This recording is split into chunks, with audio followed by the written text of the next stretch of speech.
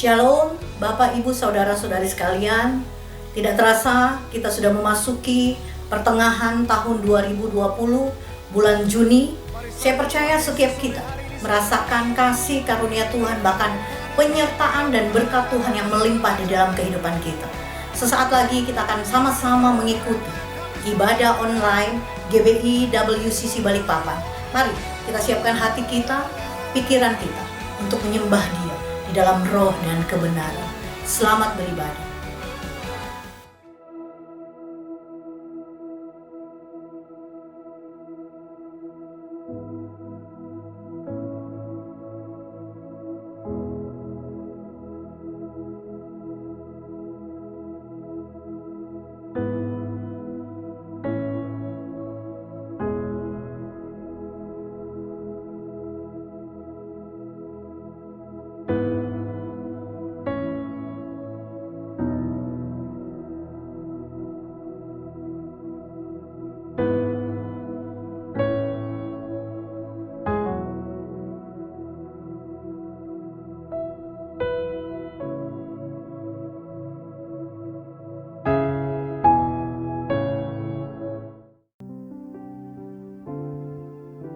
Shalom Bapak Ibu Saudara. Shalom.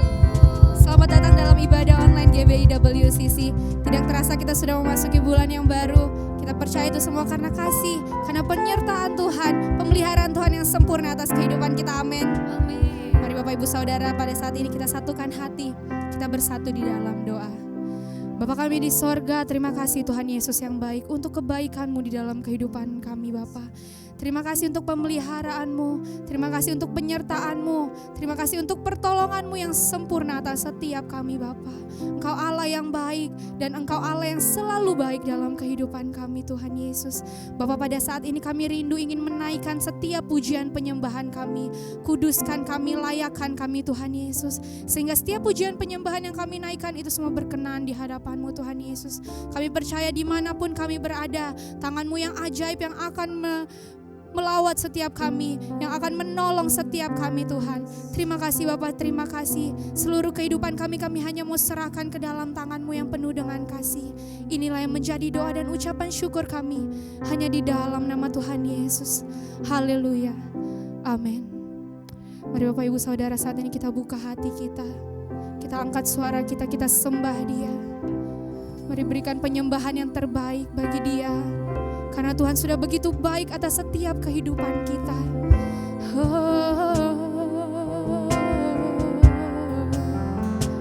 Terima kasih Bapa, terima kasih Tuhan, buat kebaikan-Mu di dalam hidup kami Yesus.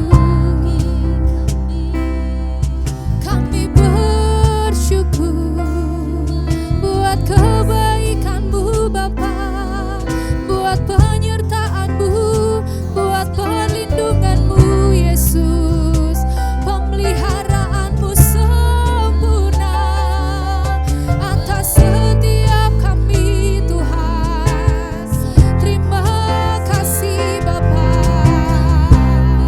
kami mau naikkan pujian penyembahan kami yang terbaik hanya bagi-Mu Tuhan. Oh Jesus, Jesus, You're the center of it all, You're the center of it all, Jesus. Oh Tuhan, kami percaya Bapa, Engkau ada bersama dengan kami, berada di tengah-tengah kami Bapa. Terima kasih Bapa. Oh Tuhan, Jesus. Mari sama-sama kita angkat pujian ini. Jesus at the center of it all. Jesus at the center of it all. From beginning to the end, it will always be, it always been you, Jesus. Jesus, Jesus, Jesus at the center of it all. Jesus at the center of it all. From beginning to the end, it will always be, it will always be you, Jesus.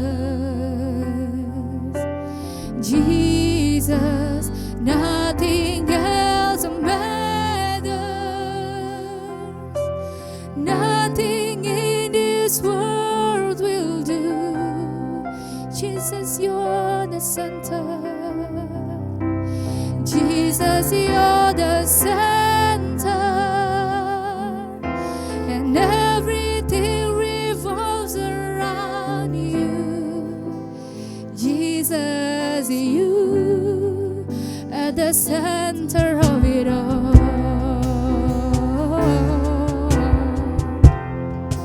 At the center of it all. Jesus, be the center of my life.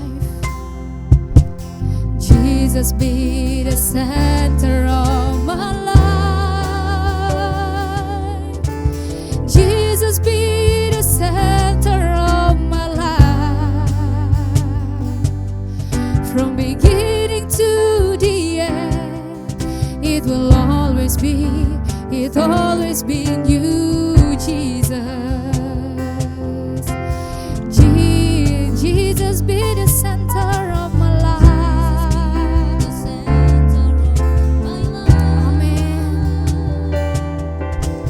Jesus, be the center of my life. From beginning to the end, it will always be, it always been you, Jesus.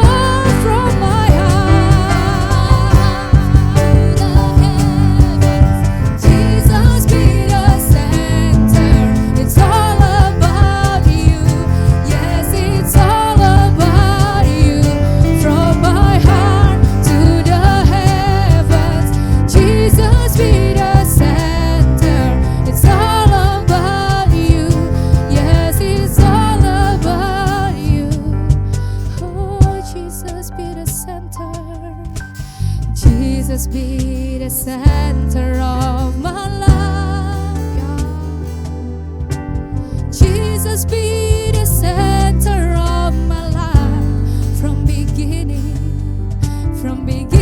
to the end. It will always be, it always been you, Jesus.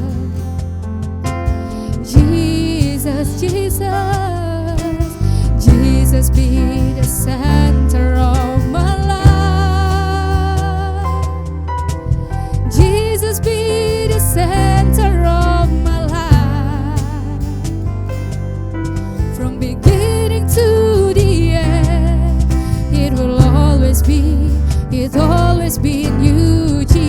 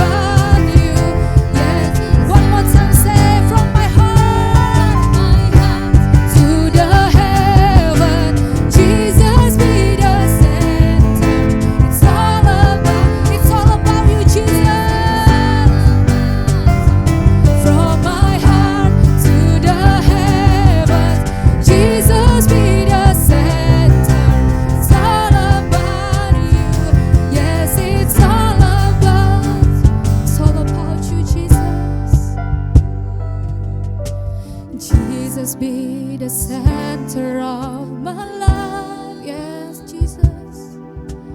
Jesus be the center of my life from beginning to the end. It will always be, it always been you, Jesus. Jesus, oh Jesus, Jesus. Jesus, oh Jesus, Jesus, Jesus.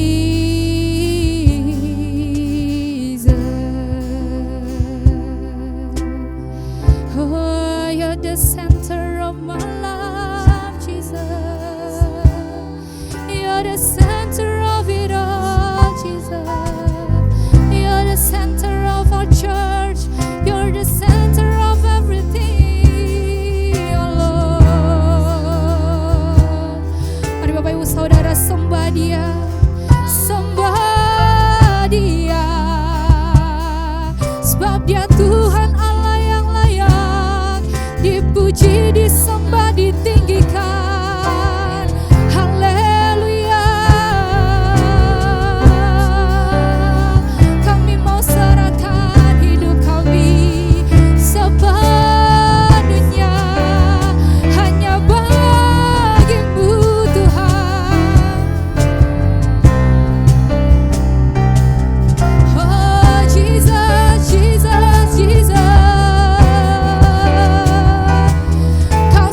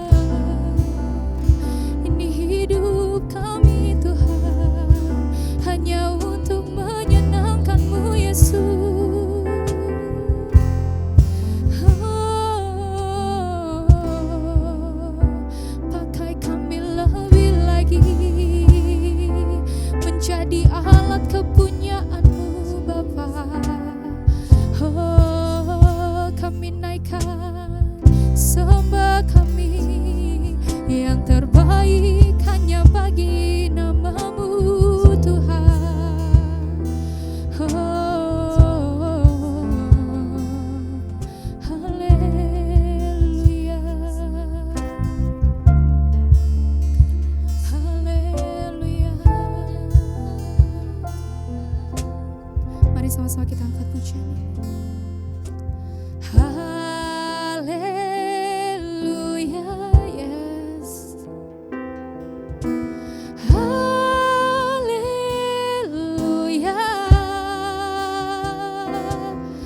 Bagi anak domba yang duduk di tata. Haleluya. Haleluya. Oh haleluya.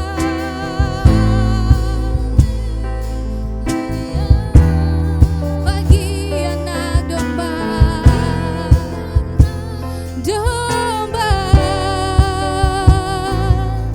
berkuasa selamat. Mari sambil mengangkat tangan katakan haleluya.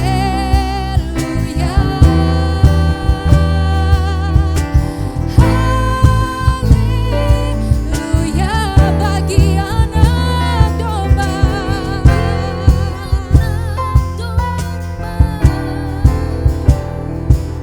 yang duduk di taat. Haleluya. Haleluya.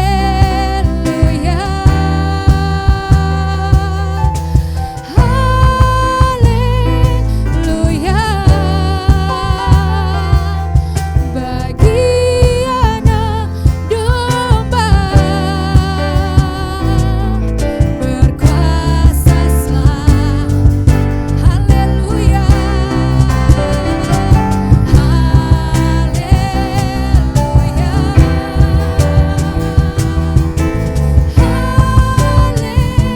Haleluya bagi anak domba yang duduk di tata. Haleluya.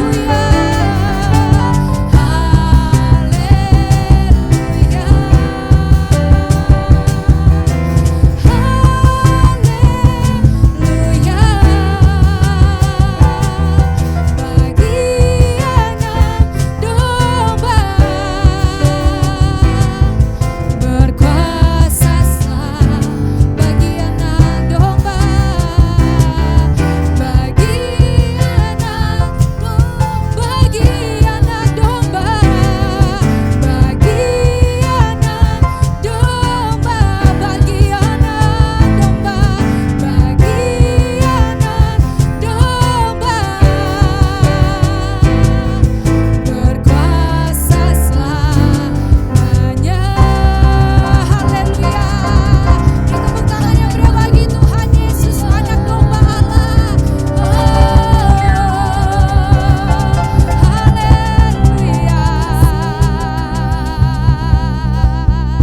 Terima kasih Tuhan, terima kasih untuk kebaikan-Mu dalam kehidupan kami. Terima kasih untuk jamahan-Mu, terima kasih untuk lawatan-Mu Tuhan. Kami ingin lebih lagi menaikkan setiap pujian kami. Kami mau menari bersorak bagi Tuhan Yesus. Mari Bapak Ibu Saudara yang sudah siap menari bersorak bagi Tuhan, sama-sama kita katakan amin. Beri tepuk tangan yang meriah bagi Tuhan Yesus. Bapak Ibu percaya bahwa Roh Kudus sudah memberikan kekuatan bagi setiap kita, amin. Roh Kudus yang akan terus menopang dan memperbarui setiap kehidupan kita. Haleluya. Mari saat ini kita berikan pujian yang terbaik bagi Tuhan Yesus. Oh, oh.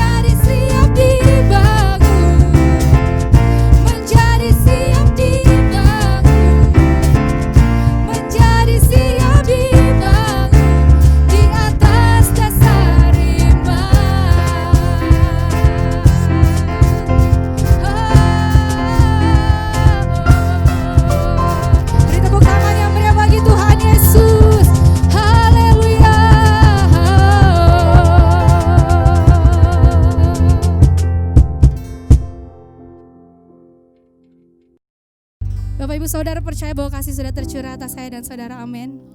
Mari Bapak Ibu Saudara, saat ini kita persiapkan hati kita lebih lagi. Kita mau masuk, kita mau mendengarkan firman Tuhan. Kita mau diperbaharui oleh kebenaran firman Tuhan. Haleluya. Mari sama-sama kita angkat pujian.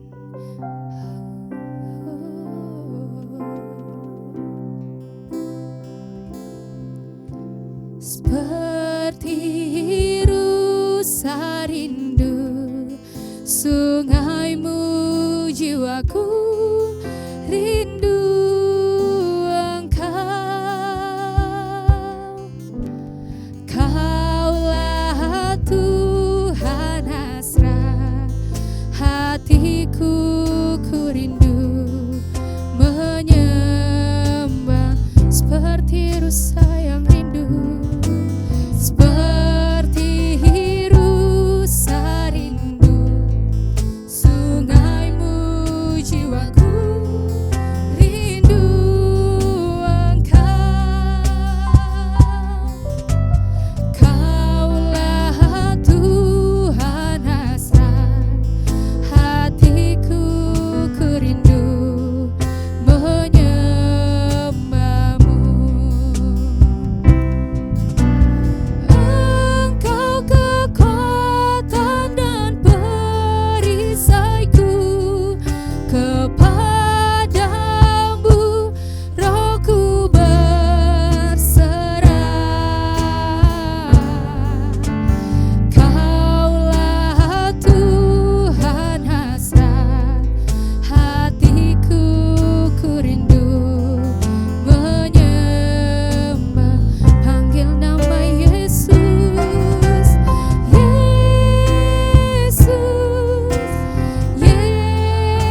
Yesus, Kau berarti bagiku.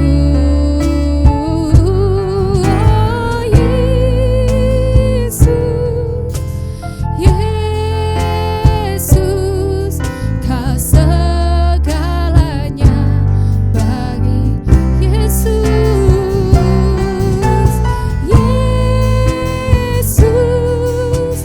Yesus, Kau berarti bagiku. Oh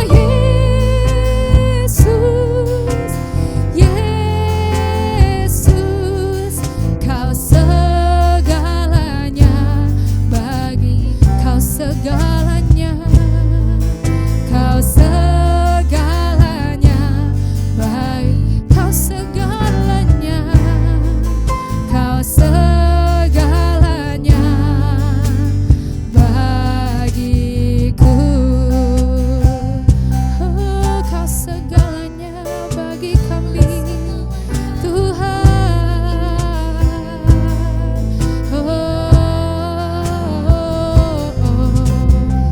Kami mau lebih lagi, Tuhan, menyenangkan-Mu Bapa. Itu kerinduan kami, Tuhan. Haleluya. Terima kasih Bapa.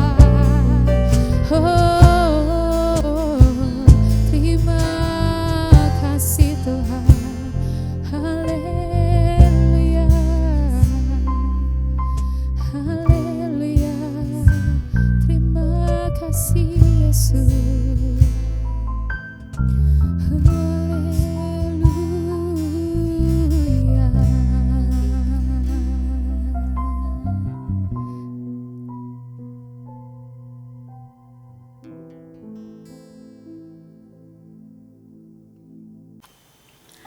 Bapak, Ibu, Saudara-saudari sekalian, tiba saatnya kita akan memberikan persembahan. Persembahan kita akan dilakukan dengan dua cara. Yang pertama dengan men-scan barcode yang ada di layar Bapak dan Ibu. Kemudian yang kedua dengan cara mentransferkan ke rekening gereja Bank Rakyat Indonesia atas nama GBI Jalan Jenderal Sudirman. Sebelum kita memberikan, mari sama-sama kita berdoa. Bapa kami dalam surga, terima kasih Tuhan buat kasih-Mu, penyertaan-Mu, bahkan perlindungan-Mu, bahkan berkat-Mu yang melimpah di dalam kehidupan kami. Tiba saatnya Tuhan kami akan memberikan persembahan. Kami memberi karena kami mengasihi Engkau. Mari setiap jemaat yang siap memberikan, sama-sama kita katakan, amin. Selamat memberi.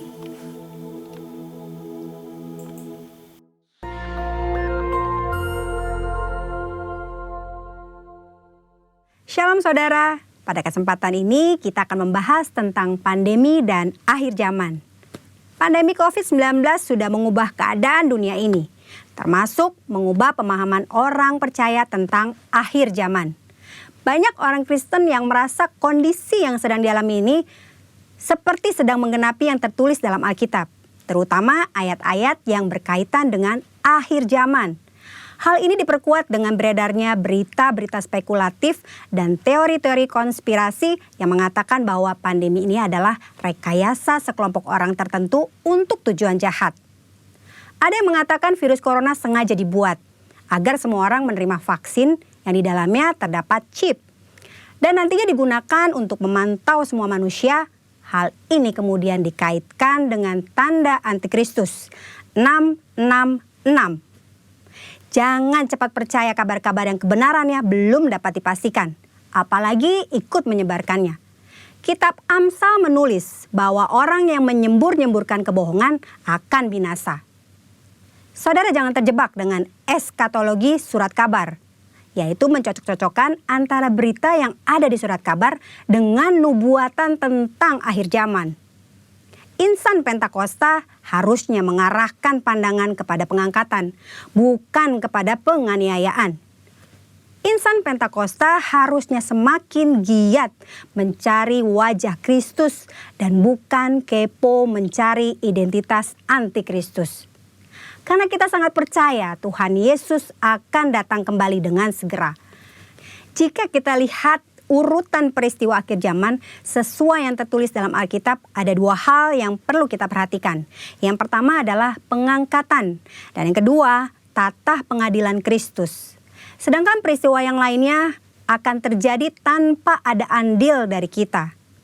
Mengenai pengangkatan, banyak orang menaruh perhatian yang keliru, yaitu kepada kapan waktu pengangkatan terjadi dan bukan pada apakah kita akan diangkat ketika Tuhan Yesus datang kembali.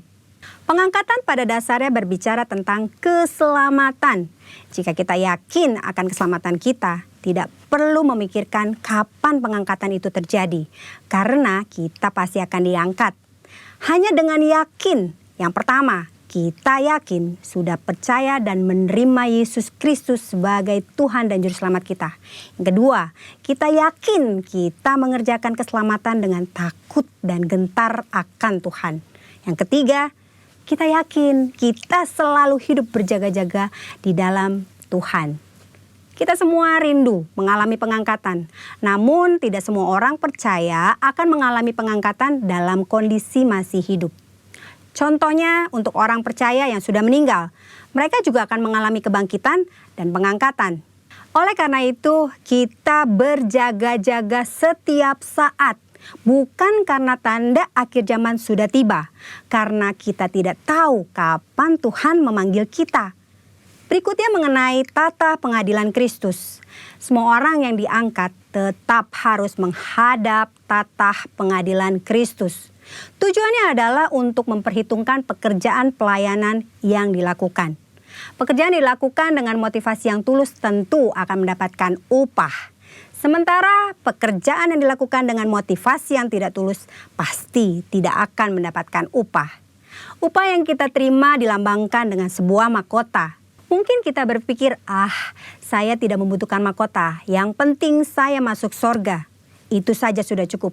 Ini adalah pemikiran sangat-sangat keliru. Ada dua alasan kenapa kita harus menerima mahkota. Yang pertama, mahkota adalah lambang pemerintahan kita bersama Tuhan. Mereka yang menerima mahkota akan memerintah dalam kerajaan 1000 tahun, bahkan sampai pada kekekalan. Yang kedua, mahkota adalah lambang penyembahan kita kepada Tuhan. Dalam Wahyu pasal keempat, Rasul Yohanes melihat di surga ada 24 tua-tua yang duduk di sekeliling tahta.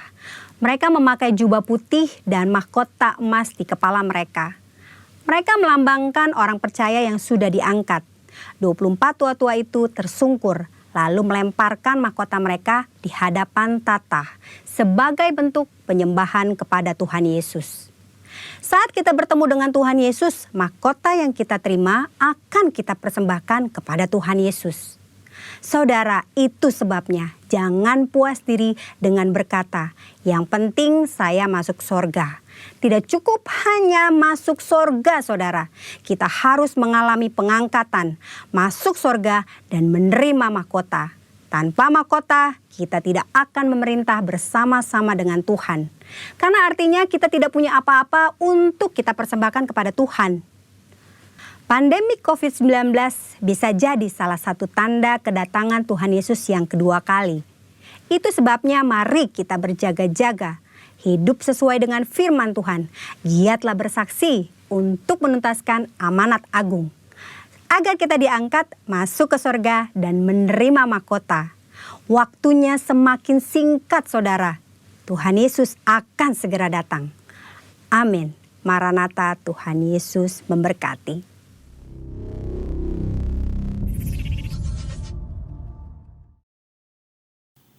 Bapak, Ibu, saudara-saudara sekalian, jemaat Worship Community Church Balikpapan, tiba saatnya kita akan mendengarkan firman Tuhan yang akan disampaikan oleh hambanya, Pastor Andi Setiawan, CLCC Bandung.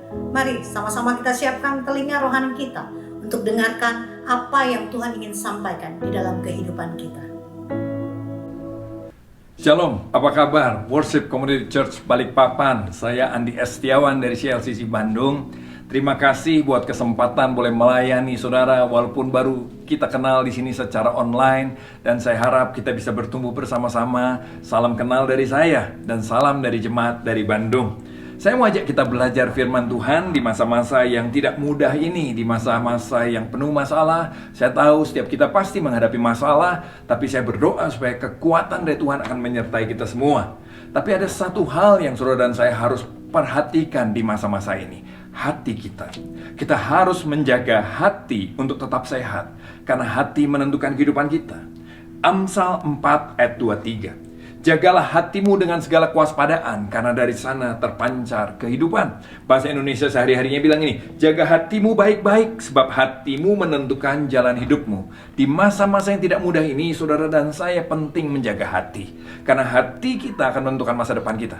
Kalau hati kita negatif, hidupmu negatif. Kalau hati kita positif, hidup kita positif.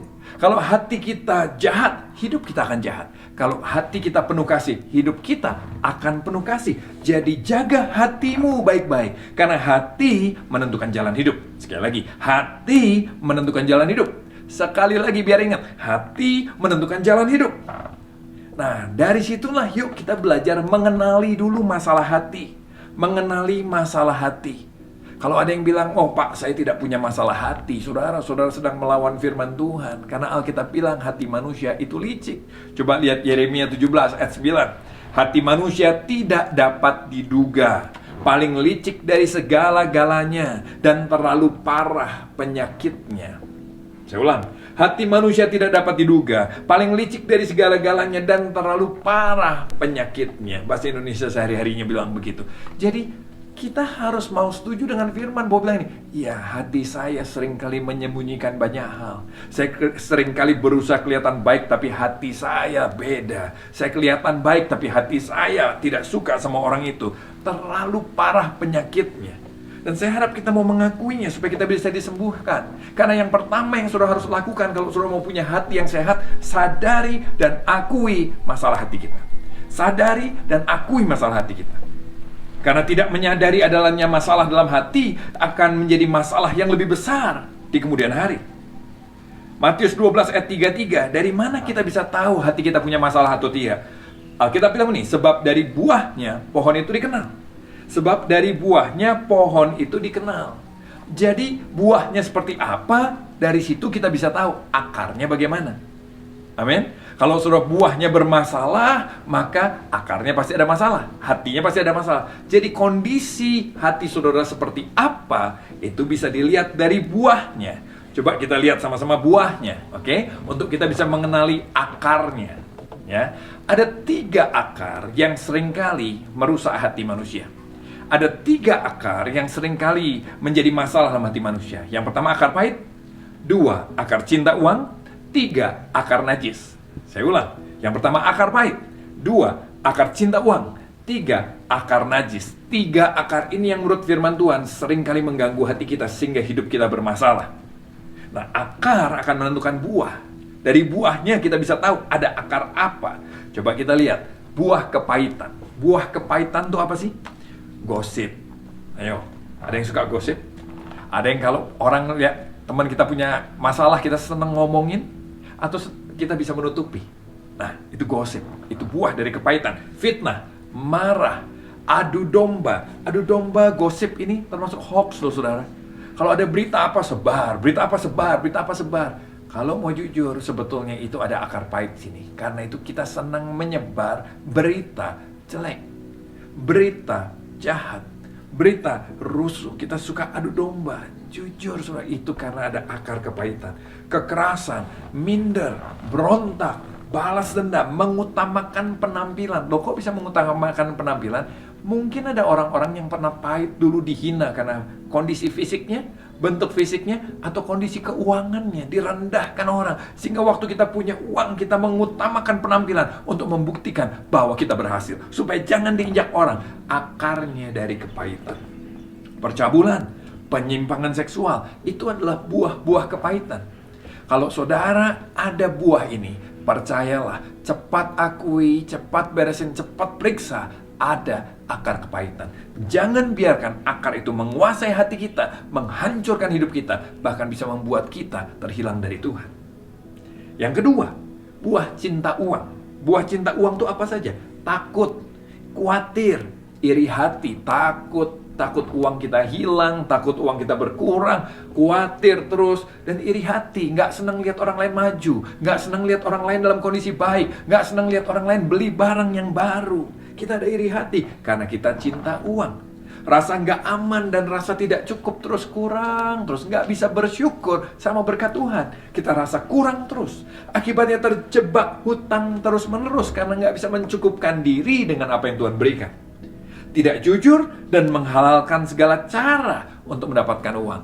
Itu karena karena akar cinta uang. Coba cek, ada nggak akar cinta uang dalam diri kita yang membuat kita takut, khawatir, iri hati, rasa nggak cukup terus, terjebak hutang terus, menghalalkan segala cara untuk mendapatkan kekayaan.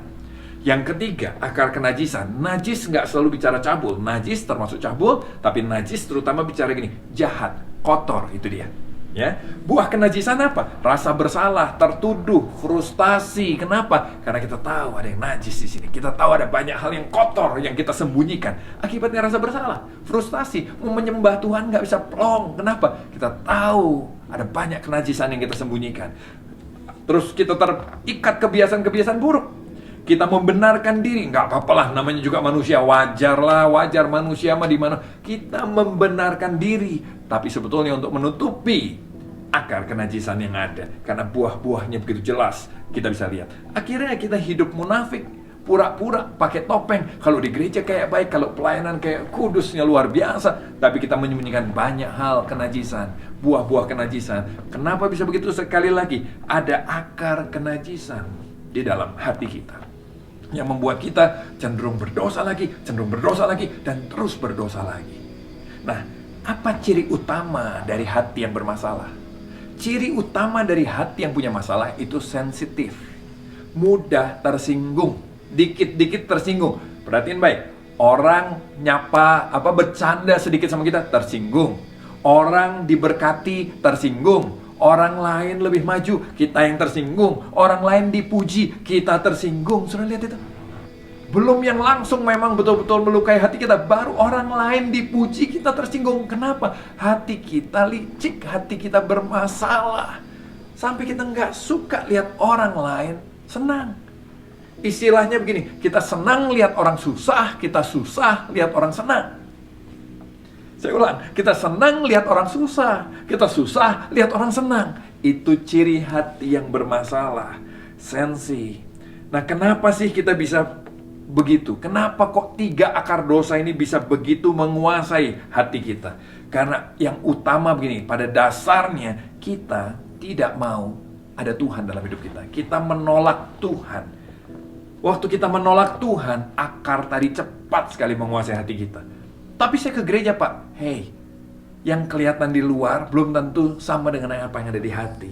Jadi yuk kita periksa hati. Kalau saudara tidak bermasalah, puji Tuhan. Tapi kalau sampai saudara bermasalah, yuk kita perbaiki. Saya juga bermasalah, saudara. Saya punya masalah terutama dalam akar kepahitan. Jadi saya bisa dikuasai kepahitan, tapi sebagai pelayan Tuhan, saya suka ngomong membenarkan diri, pakai ayat, pakai segala, tapi sebetulnya ada kepahitan-kepahitan. Dan waktu saya mau mengakuinya, baru di situ saya bisa mulai disembuhkan sama Tuhan. Tapi sampai akhir hidup kita, 3 akar dosa tadi akan cenderung terus tumbuh lagi, tumbuh lagi, tumbuh lagi. Makanya Alkitab bilang gini, jagalah hatimu dengan segala kewaspadaan. Kenapa? Karena dia muncul lagi, muncul lagi, muncul lagi. Jaga hati kita dengan segala kewaspadaan, sebab itu menentukan jalan hidup kita. Hati kita menentukan jalan hidup kita. Amin. Nah, saya mau ajak gini, terus jalan keluarnya apa? Jalan keluarnya apa? Yang pertama tadi, saudara harus mau menyadari, saudara harus mau mengakui. Itu dulu. Saya tadi sudah menyadari dan mengakui di hadapan saudara, salah satu akar yang utama bermasalah buat saya, akar pahit. Ya kan? Yang kedua saya, akar najis. Yang ketiga, cinta uang. 3 ini urutannya begitu buat saya. Bagaimana dengan saudara? Apa yang paling bermasalah buat saudara? Sadari, akui. Pengakuan akan mendatangkan penyembuhan dalam kita. Lalu akui di hadapan Tuhan. Akui setelah saudara menyadari, akui di hadapan Tuhan. Akui, Tuhan saya licik. Coba, kalau saudara ada begitu, Tuhan saya menyembunyikan banyak hal di hati saya. Akui. Lihat, kesembuhan akan mulai terjadi dalam hidup saudara. Saudara akan mulai merasa lega. Saudara akan mulai merasa diangkat. Akar-akar itu mulai dicabut sama kuasa Roh Kudus. Waktu saudara mulai mau mengakui di depan Tuhan. Dan percayalah, Tuhan adalah Allah yang setia dan adil. Dia akan mengampuni dosa kita. Dan akan menyucikan kita dari segala kejahatan kita. Yakobus kan bilang begitu. Jadi yuk akui di depan Tuhan. Gak usah khawatir. Dia menerima kita apa adanya. Kenapa Yesus perlu mati buat saudara dan saya di atas kayu salib? Karena kita perlu ditolong. Karena kita nggak bisa menolong diri kita sendiri. Kenapa kok sampai Yesus perlu mati di atas kayu salib? Karena begini, dosa kita memang banyak. Betul nggak? Saya dulu bertobat, saya 30 tahun yang lalu bertobat. Saya pikir Tuhan pakai saya karena saya punya kelebihan. Saya punya talenta, saya radikal, saya sungguh-sungguh sama Tuhan. Setelah 30 tahun saya ikut Tuhan, saya menyadari bahwa begini loh. Saya ternyata nggak baik-baik amat ya. Banyak hal yang saya bermasalah, banyak hal yang saya sembunyikan. Semakin kesini saya semakin menyadari betapa saya sebetulnya tidak layak. Betapa sebetulnya saya punya banyak masalah di hati saya. Punya banyak kelicikan di hati saya. Dan saya semakin menyadari Tuhan itu luar besar, sempurna, maha kudus. Terus gimana? Apakah kita frustasi? Tadi nih, disinilah justru fungsinya salib Kristus buat saudara dan saya. Di atas kayu salib itulah semua kenajisan kita, semua akar pahit kita, semua akar cinta uang kita sudah dipikul Tuhan di atas kayu salib. Sehingga semua kekurangan kita diganti dengan kesempurnaan Tuhan. Jadi yang sekarang bagian kita lagi nih, kita mau menerima karya salib Yesus. Dengan cara apa? Akui dosamu, akui kelemahanmu, akui keberadaanmu, dan bilang di hadapan Dia, Tuhan, aku perlu ditolong, aku cinta uang. Tuhan, aku perlu ditolong, aku dikuasai akar kenajisan. Tuhan, aku perlu ditolong, aku penuh dengan kepahitan kepada mertuaku, mungkin kepada pasanganku, kepada masa laluku, kepada pendetaku, kepada temanku. Kita bisa pahit pada siapa saja. Waktu akar pahit ada di hati kita, kita jadi orang yang sangat mudah tersinggung. Akibatnya kemana-mana kita bikin ribut, kita bertengkar sama sini, bertengkar sama sini, tersinggung sana, tersinggung sini. Yuk datang pada salib Yesus, akui, minta Dia tolong kita,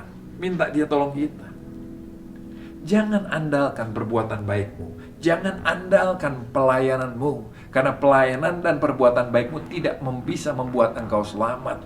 Hanya salib Yesus yang bisa mengampuni kita dan membuat kita selamat. Salib Yesus yang bisa memulihkan kita. Akui, ya kan? Sadari dulu, akui aja terus sama Tuhan, akui dan izinkan gini. karya Yesus menebus kita. Saya kasih contoh sama saudara ya. Waktu saya pahit itu saya merasa dikhianati sama rekan pelayanan saya. Saya merasa dikhianati sama rekan pelayanan saya. Waktu saya sakit, saya 1 tahun gak mau mengakui itu. Dan waktu saya gak mau mengakui, hidup saya yang jadi kacau balau. Saya dipenuhi dengan kemarahan yang akhirnya saya marah sama Tuhan. Saya berkata, kenapa orang kayak begitu bisa terus pelayanan? Saya kecewa sama Tuhan, saya marah sama Tuhan. Masih terus pelayanan. Tapi hati sudah jauh dari Tuhan. Penyembahan gak bisa menikmati, baca firman gak bisa menikmati lagi. Karena penuh penghakiman, penuh kemarahan. Sampai suatu kali waktu saya merenungkan salib Kristus, Tuhan mengingatkan saya begini, bahwa Dia sudah menebus saya. Dia sudah mengampuni dosa saya. Mengampuni termasuk kepahitan saya. Saya bersyukur untuk itu. Dan waktu saya merenungkan ini, Tuhan mulai bukain sama saya. Bahwa begini loh, kamu pun suka mengkhianati aku. Kan saya protes, Tuhan, kenapa kok Dia mengkhianati saya? Kenapa saya sudah sungguh-sungguh kok saya dikhianati? Dan kenapa Tuhan diam saja? Terus Tuhan ingatkan saya begini, bahwa tujuan dari kehidupan ini bukan supaya saya terkenal. Bukan supaya kita kaya. Tujuan kehidupan ini bukan supaya kita menjadi hebat. Bukan. Tujuannya adalah gini, supaya kita menjadi seperti Kristus. Itu tujuan kekristenan. Itu tujuan hidup kita yang tertinggi. Apapun profesinya, tujuan tertinggi adalah gini, supaya kita menjadi seperti Kristus. Dan Tuhan ingatkan saya bahwa untuk belajar menjadi seperti Kristus, kamu perlu menghadapi orang-orang yang tidak seperti yang kamu harapkan. Kamu perlu menghadapi orang-orang yang mungkin melukai kamu. Karena Yesus mengampuni. Menjadi seperti Kristus berarti juga kita belajar mengampuni seperti Yesus mengampuni. Dan kalau kita mau belajar mengampuni, harus ada orang yang perlu kita ampuni, orang yang berbuat salah sama kita. Jadi saya melihat, oh Tuhan izinkan teman-teman saya mengkhianati saya. Kenapa? Supaya saya belajar mengampuni. Kenapa Tuhan izinkan kita iri hati sama orang yang lebih maju dari kita? Supaya kita belajar mengucap syukur dengan apa yang ada. Supaya kita belajar tidak cinta uang. Itu menjadi seperti Kristus. Dan ini yang Tuhan bilang juga sama saya waktu itu. Kamu tahu, kamu merasa dikhianati kan? Kamu tahu, sampai hari ini juga sebenarnya kamu banyak mengkhianati aku, kata Tuhan. Jadi Tuhan ingatkan saya, kamu sibuk lihat orang lain mengkhianati. Saya sendiri masih suka mengkhianati Tuhan.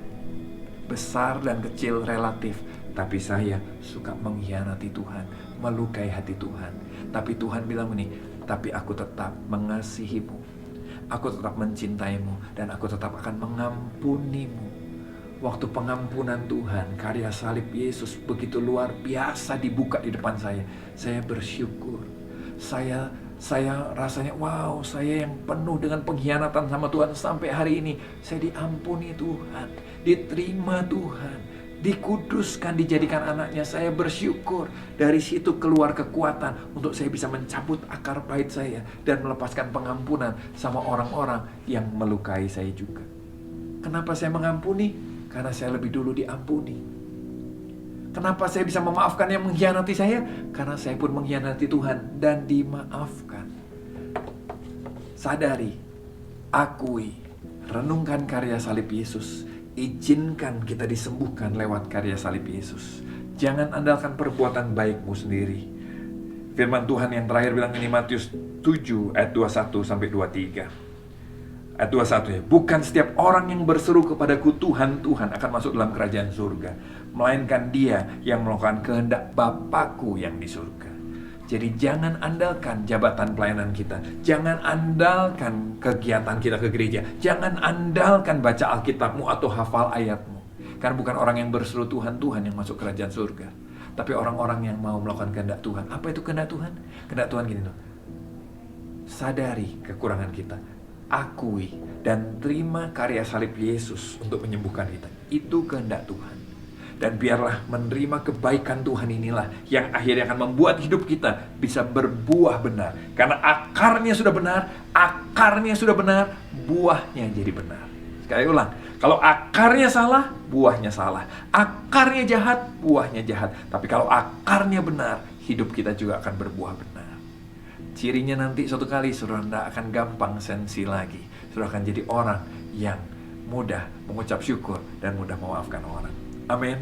Di masa yang sukar ini sekali lagi, jaga hatimu dengan segala kewaspadaan, karena dari sana terpancar kehidupan. Tuhan berkati. Kita berdoa yuk. Tuhan, terima kasih. Aku bersyukur buat jemaatmu di Balikpapan. Aku berdoa buat teman-teman di Balikpapan. Tuhan berkati. Kami mau belajar mengakui bahwa hati kami licik Tuhan, seperti Yeremia bilang. Dan kami parah sekali, seringkali ada banyak penyakit yang begitu rupa ada di hati kami. Kami mau akui itu, kami mau sadari itu. Dan biarlah karya salibmu boleh menyembuhkan kami. Buatlah kami selalu merenungkan apa yang kami benci, apa yang kami sakiti, apa yang kami menyakiti kami, apa yang melukai kami. Biarlah kami renungkan bahwa itu sudah ditanggung Yesus juga di atas kayu salib. Itu sudah ditanggung Yesus di atas kayu salib. Malu kami, aib kami sudah ditanggung oleh Yesus di atas kayu salib. Kepahitan kami ditanggung Yesus di atas kayu salib. Kemarahan kami juga Yesus alami di atas kayu salib. Pengkhianatan yang kami alami juga Yesus alami di atas kayu salib. Karena itu Tuhan, biarlah salibmu menyembuhkan kami. Salibmu memulihkan kami, membantu kami mencabut akar-akar kepahitan, karena kami tahu Tuhan pun ikut merasakan seperti kami rasakan. Dan Tuhan juga mau mengampuni kami, karena kami pun melukai Tuhan, tapi Tuhan mau mengampuni kami. Buat kami bisa menyadarinya, buat kami bisa disembuhkannya, sehingga hati kami Tuhan boleh sembuh, hati kami boleh sehat, dan boleh jadi berkat buat banyak orang. Terima kasih Tuhan, terima kasih. Kami ingin menikmati kebaikan-Mu. Di dalam nama Yesus kami berucap syukur. Sama-sama katakan, amin. Tuhan berkati saudara semua. Happy Sunday.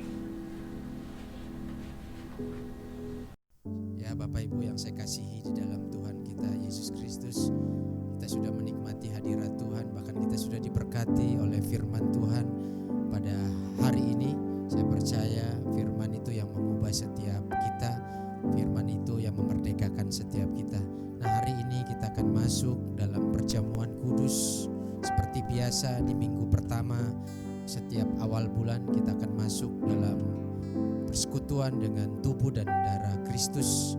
Sebelum kita masuk di dalam perjamuan kudus, saya rindu kita mengangkat satu pujian bagi Dia.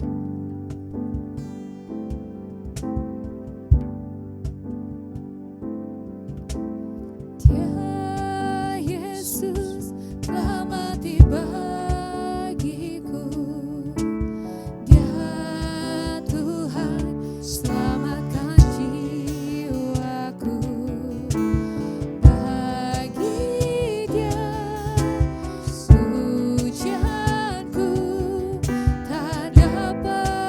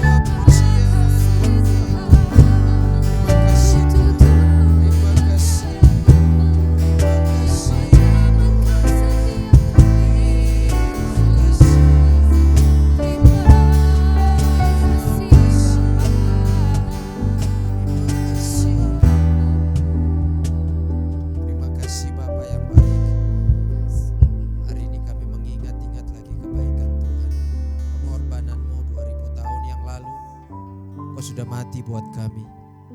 Sebelum kami masuk dalam perjamuan kudus, saya mengajak kita semua, jika ada yang perlu dibereskan, kita minta ampun di hadapan Tuhan. Sebelum kita masuk di dalam perjamuan kudus, saya beri waktu beberapa saat ke depan. Saudara tundukkan kepala, saudara berbicara kepada Tuhan, Dia Bapa yang baik. Bereskan jika ada yang perlu dibereskan. Kita minta ampun di hadapannya. Thank you. Thank you Jesus. Thank you Jesus. Terima kasih Tuhan. Kita angkat roti di tangan kanan kita di atas kepala.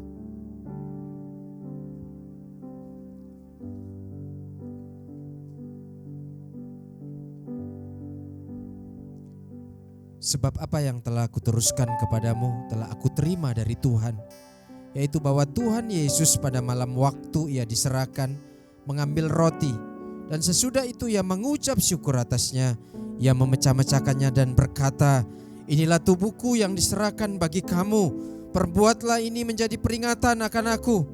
Bukankah roti ini melambangkan tubuh Kristus? Mari kita makan di dalam nama Tuhan Yesus.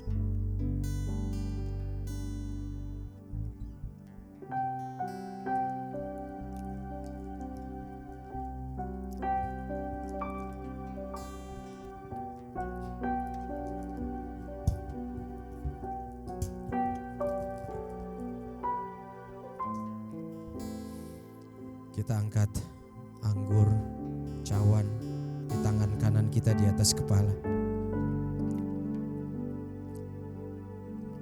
Demikian juga Ia mengambil cawan sesudah makan lalu berkata, cawan ini adalah perjanjian baru yang dimeteraikan oleh darahku. Perbuatlah ini setiap kali kamu meminumnya menjadi peringatan akan aku. Bukankah anggur ini melambangkan darah Kristus? Mari kita minum di dalam nama Tuhan Yesus.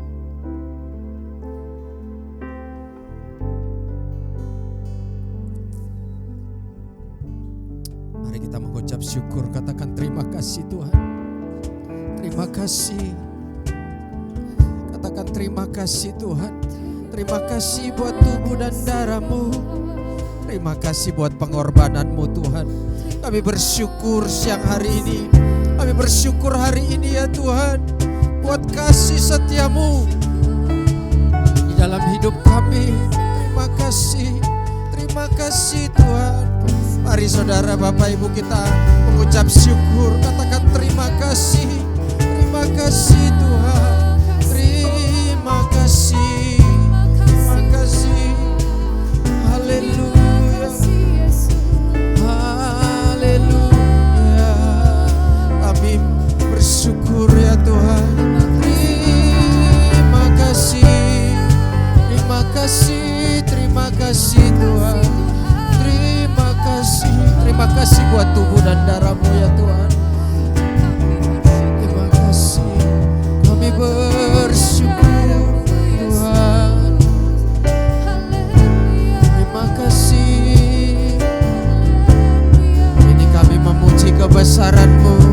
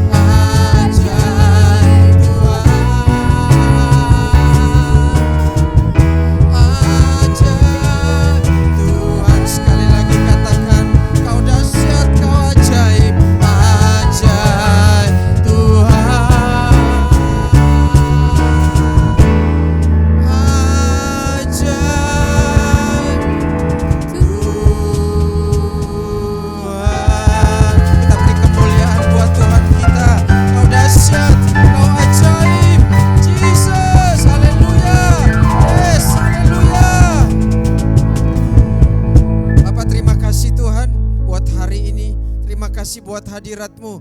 Terima kasih buat mujizat kesembuhan yang Tuhan berikan atas setiap kami. Terima kasih buat pembebasan. Terima kasih buat berkat Tuhan yang dahsyat dalam setiap kehidupan kami. Dan hari ini kami mengakhiri ibadah kami. Mari jemaat yang dikasihi oleh Tuhan, kita angkat kedua tangan kita. Kekasih-kekasih Tuhan, ibadah kita sudah selesai. Pulanglah dan terimalah berkat. Diberkatilah keluargamu, diberkatilah usaha pekerjaanmu, diberkatilah keluar masukmu, diberkatilah kehidupanmu. Apapun yang kau kerjakan lewat pekerjaan tanganmu, Tuhan buat engkau berhasil. Engkau dibawa naik dan terus naik menjadi kepala dan bukan ekor. Kita yang sudah diberkati sama-sama katakan amin. Kita beri kemuliaan buat Tuhan kita. Bapak Ibu yang dikasihi Tuhan, sampai berjumpa di ibadah yang berikutnya. Tuhan Yesus memberkati. Haleluya.